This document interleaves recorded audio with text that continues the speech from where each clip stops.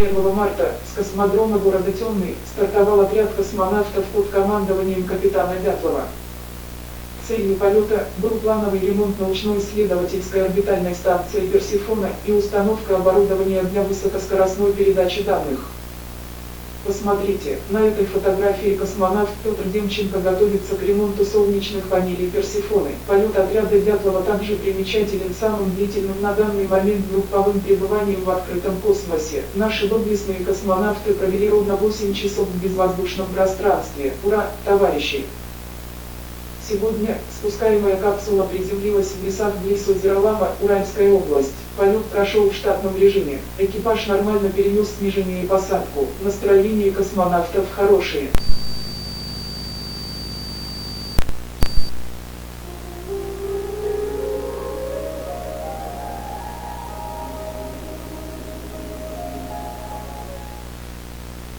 Останки капитана Дятлова были выброшены из объекта номер 3 и успешно транспортированы в инелым ртуть. Подъемное стекло и светофильтр шлема разбиты. В носовой полости обнаружены микрочастицы неизвестного химического соединения.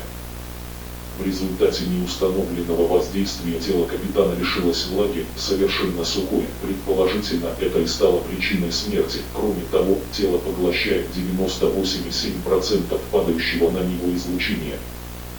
Интересна реакция человеческого глаза. Из-за практически отсутствующей отражательной способности, тело капитана Дятлова воспринимается как ничто, как провал в пространстве.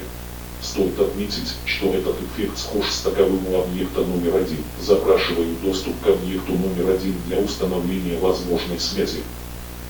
В момент инцидента, капитан Дятлов имел при себе ранцевую фотокамеру для тестирования системы Гермес. Ранцевый магнитофон найти не удалось, однако удалось расшифровать часть речи из черного ящика его скафандра. Прикладываем транскрипции к этому отчету. Понятия не имею, где я. Помню, я случайно прикоснулся к этой штуке в космосе и темнота.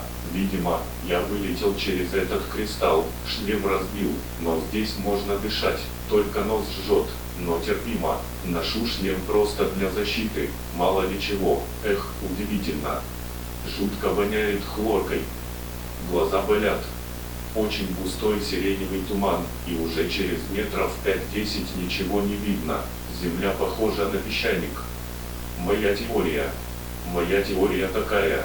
Штука в космосе и кристалл здесь каким-то образом связаны, и, видимо, между ними можно перемещаться, но эту теорию я проверять пока не буду. Назову это место точка 0. Извините, что не соблюдаю инструкции, но считаю, что вам тоже будет интересно. Тут вода бледно-зеленая, в ней растут странные водоросли, они ярко светятся. Я оторвал ветку у дерева, чтобы достать до них, но они сожрали ее почти мгновенно. Извините, но в воду не полезу. Иногда в воде встречаются столбы с отверстиями наверху. Понятия не имею, что это, но они явно рукотворные, и с местными жителями встречаться мне бы не хотелось. Я понял, что перестал чувствовать запахи, надышался этой хлоркой, видимо, но хотя бы так, да?